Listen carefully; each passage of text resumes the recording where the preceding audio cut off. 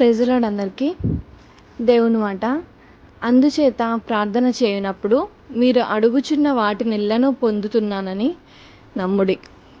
అయితే మన జీవితంలో మనము ఎన్నోసార్లు అంటే మనకు ఊహ తెలిసినప్పటి నుంచి మనం ప్రార్థించుంటాం. దేవుని మీద నమ్మకం ఉంచి ఉంటాము. కార్యాలు జరిగినాయి కూడా. చిన్నప్పటి నుంచి ఇప్పటి వరకు అంటే ఎన్నో కార్యాలు జరుగుంటాయి. అయితే మనం ఒక స్టోరీ చెప్పుకుందాము. అయితే ఒక డాక్టర్ అన్నిట్లలో మంచి ఎక్స్పీరియన్స్ ఉండి పెద్ద సర్జన్. అయితే ఏమవుతుంది అని అంటే ఆయనకు వయసు అయిపోతూ ఉంటుంది. ఒక స్పెషలైజేషన్లో ఆయనకు ఒక అవార్డు వస్తుంది. ఆ అవార్డు తీసుకోవడానికి అమెరికా వెళ్ళి తీసుకోవాలి.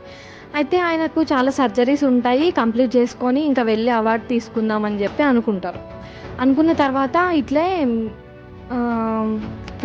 ఫ్లైట్ టికెట్స్ అన్నీ బుక్ చేసుకొని అంత రెడీగా ఉంటాడన్నమాట. అతని అసిస్టెంట్తో రెడీగా ఉంటాడు. అయితే రెడీగా ఉండి ఇంకా వెళ్దామనే టైంకి ఏదో ఆటంకం వస్తుంది. కార్ పని చేయకపోవడం అట్లా ఆటంకం వచ్చేసరికి ఎందుకు ఇట్లా ఆటంకాలు వస్తున్నాయని చెప్పి సరే ఆ కారు కాకుండా ఇంకో కారులో వెళ్తాడు. ఇంకో కారులో వెళ్ళి సరే ఎట్లయినా ఈరోజు ఖచ్చితంగా వెళ్ళాలి అని చెప్పి, అంటే రేపటి రోజు తీసుకోవాలి కాబట్టి ఈరోజు నా ప్రయాణం మొదలు పెట్టాలని చెప్పి ఇంకా వెళ్తూ ఉండేటప్పుడు సడన్గా ఎక్కువ వర్షాలు పడి ఒక న్యూస్ వస్తుంది. ఫ్లైట్స్ అన్నీ క్యాన్సిల్ అయిపోయినాయి, రేపు ఈవినింగ్ వరకు ఫ్లైట్స్ లేవని. ఈయన తీసుకోవడం మాత్రం రేపు మధ్యాహ్నం తీసుకోవాలి, అంటే మధ్యాహ్నం అక్కడ రీచ్ అవ్వాలి, మధ్యాహ్నం అవార్డు తీసుకోవాలి. కాబట్టి ఇంకా ఆయన డ్రైవర్ ఆయన కలిసి ఇంకా రోడ్వేస్ ఏమున్నాయి, ఫ్లైట్ వేస్ కాకుండా ఎయిర్వేస్ కాకుండా ఇంకా రోడ్లో వెళ్ళే వేస్ ఏమున్నాయి అని చెప్పి అంతా చూస్తూ వెళ్తూ ఉంటారు. అయితే ఒక ఎడారి ప్రాంతంలో ఒక ఫ్యామిలీ కనిపించి వీళ్ళు వెళ్ళేటప్పుడు ఇక్కడ ఏమైనా ఊరు ఉంటుందా అని అడిగితే వాళ్ళు చెప్తారు, ఆ ముందున ఒక ఊరు ఉంటుంది, అక్కడ వెళ్ళి ఈ నైట్కి ఉండొచ్చు అని. అంటే వీళ్ళు అనుకుంటారు ఈ నైట్ ఇక్కడ ఉండి మళ్ళీ ప్రొద్దున్నే స్టార్ట్ అయిపోవాలి, ఆఫ్టర్నూన్ వరకు అక్కడికి రీచ్ అయిపోవాలి అని చెప్పి అనుకొని అతను వెళ్తాడు. వెళ్ళిన తర్వాత ఆ ఊర్లో అందరిని అడుగుతారు అనమాట, ఈ రాత్రి ఉండడానికి అని అంటే ఖచ్చితంగా తినాలి. అది సాయంకాలం అని అంటే రాత్రిపూట ఖచ్చితంగా తినాలి. అయితే తినాలి అని అంటే ఎవరు ఉంచుకోవడానికి తడబడతారు. అంటే మాకే ఫుడ్ లేదు, మళ్ళీ ఈయనకి ఫుడ్, వాళ్ళ డ్రైవర్కి ఫుడ్ అంటే నేను ఎక్కడి నుంచి తీసుకురావాలని చెప్పి అందరూ ఆలోచిస్తూ ఉంటారు. అయితే ఒక అమ్మాయి వచ్చి అంటది, మీరు ఉండడానికి చివరన ఒక ఇల్లు ఉంటుంది, ఆ బామ్మ అందరినీ ఉండడానికి ఛాన్స్ ఇస్తుంది, అంటే ఉంటుంది, ఇబ్బంది ఏం లేదు అని చెప్పి అంటారు. అనగానే ఆమె ఎవరు అని చెప్పి వాళ్ళ ఇంటి వైపు వెళ్తూ ఉంటారు.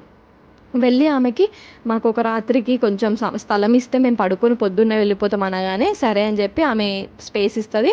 వాళ్ళు ఉంటారు. ఉన్న తర్వాత నైట్కి తింటారు. తిన్న తర్వాత లోపల నుంచి ఒక మనిషి శబ్దం వినబడుతుంది.